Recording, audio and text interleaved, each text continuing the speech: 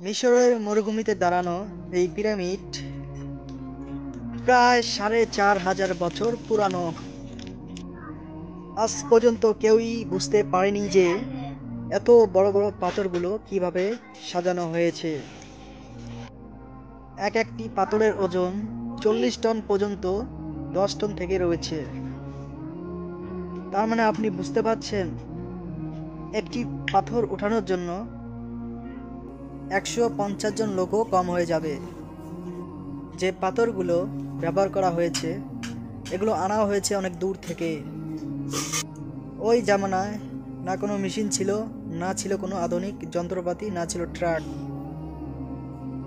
বিজ্ঞানীরা আজও বিশ্বাস করে এই পিরামিডগুলো বানানোর পিছনে রয়েছে এক অলৌকিক শক্তি বা রহস্য রয়েছে, তা আজও জানা অসম্ভব।